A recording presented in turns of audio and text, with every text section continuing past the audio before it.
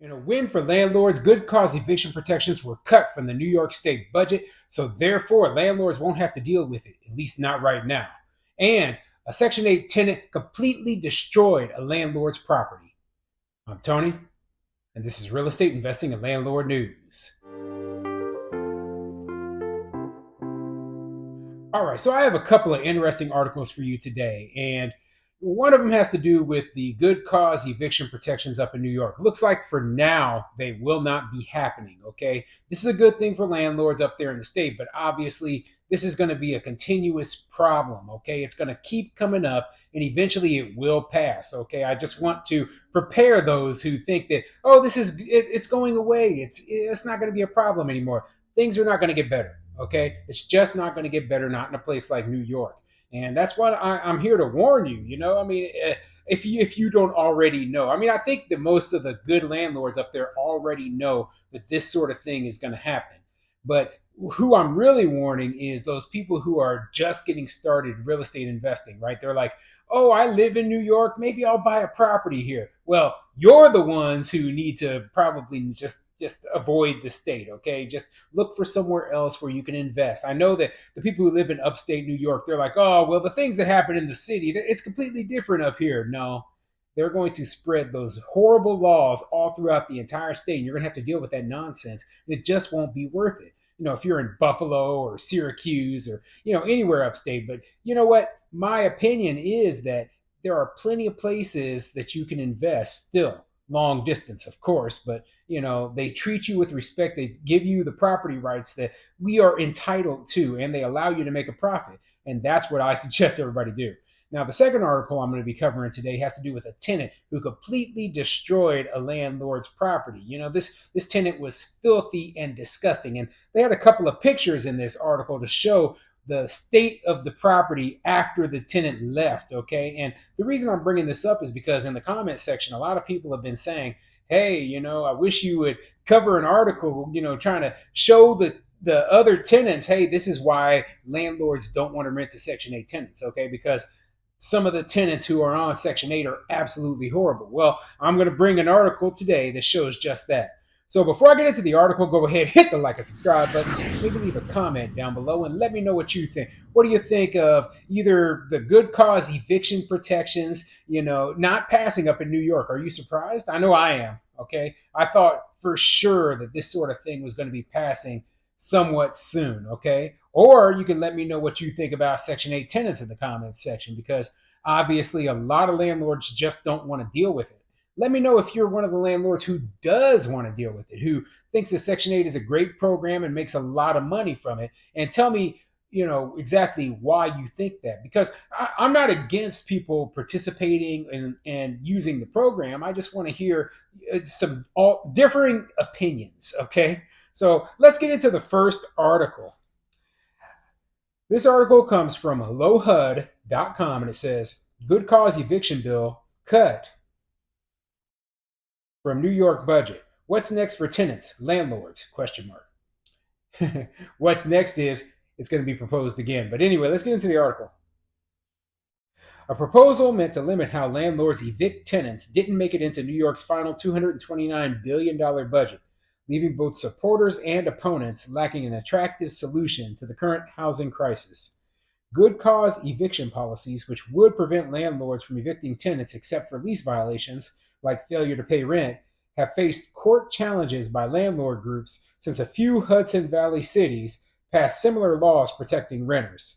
Local judges have pushed the law to state lawmakers. Prominent national Democrats from New York, such as U.S. Representative Alexandria Ocasio-Cortez and House Minority Leader Hakeem Jeffries, have supported the policy. Yeah, but remember, the people who are in D.C. supporting these sort of policies, right, they don't have anything to do with what's happening locally. The local politicians are the ones to blame for a lot of this stuff, and they get their votes. They get their votes from majority tenant groups. Okay, when you're talking about a place like New York City that has way more tenants than they do actual property owners, well, you're going to win elections by saying, hey, we're going to cater to these tenants, even if the things that you're doing to cater to them are counterproductive and actually hurt them in the long run. If it helps them in the short run, because people, they don't look that far ahead. They don't look at, hey, for some reason there's not enough housing here anymore.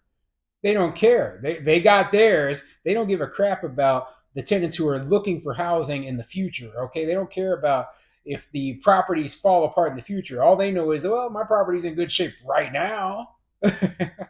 So yeah, it's very short-sighted thinking by tenants who are voting for these politicians. And I do think that some of the politicians actually believe that these sort of laws, these socialist laws, are good. The problem is, though, right, that they have a fundamental misunderstanding of economics. And until they actually figure out all of the economics, they shouldn't even be allowed to make these sort of decisions.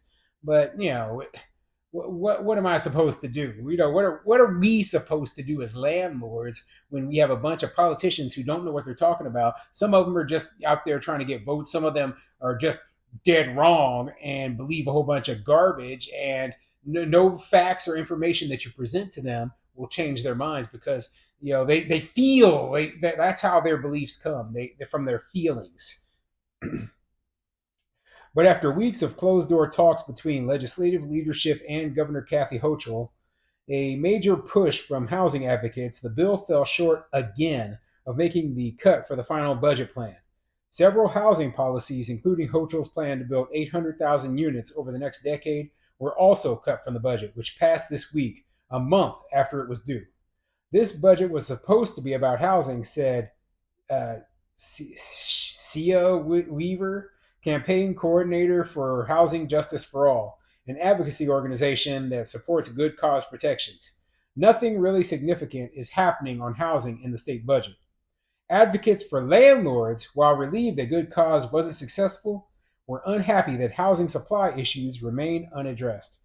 And it is very difficult at this point. Like the landlords in the state, housing developers in the state should not be even thinking about housing supply issues at all, because the state has already made itself very, they've made their position on that very clear by making it as difficult as possible to build new housing, making it as difficult as possible for landlords to maintain their current housing, and using every single law, rule, and regulation that they can possible to make landlords just want to get out of the business. So if that is the case, then the state doesn't care about if there is enough supply. They just don't. If they really cared, they would stop passing all these dumb laws. Now, according to the state, they think that, oh, well, another law will solve the problem, another rule, another regulation. No, there's already too many laws, rules, and regulations. Oh, we're going to create this special benefit program. But all the hoops you have to jump through to make that benefit program work make it almost unworkable.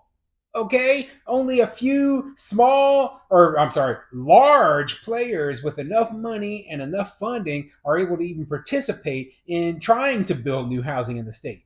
In a regular market, right?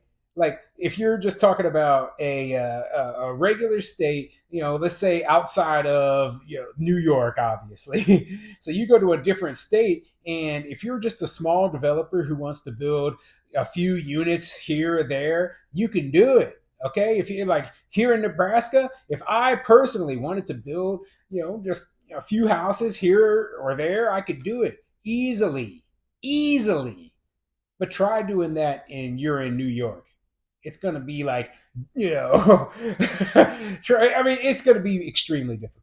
I don't have a good analogy for it, but it would be extremely difficult because of all of the rules and regulations, and it's just so burdensome there. But for now, landlords don't have to deal with this good cause eviction nonsense. Now, let me get into this second article, because this is going over a Section 8 landlord who basically had his property trashed by a Section 8 tenant. Now, like I said, there are so many bad tenants who are on Section 8 that it has really, really made it so that a lot of landlords just don't want to have to deal with it. Okay. They've had their properties trashed. They've, had to deal with all sorts of nonsense. And even the little tiny portion of the rent that the Section 8 tenant has to pay, they were paying late or not paying at all. And so the landlords are like, I give up. I'm not dealing with this program anymore. But a lot of states are saying, no, we want to force you to have to deal with these tenants. It's wrong. We're like, no, no, this is my business. I should be allowed to make the decisions. So anyway, let's get into this article. This article is coming from newsbreak.com, and it says, Landlord says Section 8 renters destroyed my property. All right, let's get into it. Dumfries, Virginia. Accepting housing vouchers seemed to be a good business decision for Akeem Cole, who owns and rents 10 homes in Virginia and North Carolina. The program promised guaranteed rent payments. The Housing Choice Voucher Program, formerly known as Section 8, is a federally funded program that subsidizes rent for houses on the open market for those who meet income criteria. The focus of the program is to ensure low income families, the elderly, and the disabled can afford decent, safe housing, according to the Roanoke Rapids Chowan Housing Authority website. And, I understand, like the people who created this program had good intentions. All right. So, they were like, oh, we're going to subsidize housing. And every time they bring up Section 8, they're like, oh, well, the disabled and the elderly, the disabled and the elderly. I don't have the statistics, right? But I'm sure I'm going to look it up, right? I'm going to figure out how many actual people who are on Section 8 are part of those two groups, the disabled and the elderly, and how many are actually of, working age, like, in their 20s, 30s, and 40s who are on Section 8. Okay. I'm really just kind of curious because they always bring up the disabled and the elderly. And I'm like, well, how about we just create a special program just for those two groups? Those two groups are people who might not be able to work at all. Okay. Or if they do work, might make an extremely low income due to, their age and their disability. But how about we actually talk about reforming the program in terms of the other group, and I'm pretty sure the other group, which is just low income people, is much, much larger. I mean, I don't have the stats. I don't want to say the wrong thing, but, guessing, I would guess 80 to 90% of everyone on Section 8 is probably within that group there. Okay. But anyway, let me continue. The Housing Choice Voucher Program is administered by local authorities. Well, this article actually had more text in it when I first read it, right?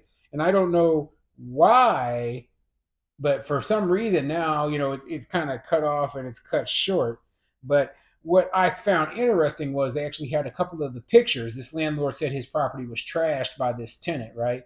Who left and did so much damage that, hey, guess what? It did not, it was not covered by the security deposit. There was, I believe he said $2,000 worth of damages, but, the security deposit was only $750. So he ate $1,250 worth of losses. And he's got pictures here of the place.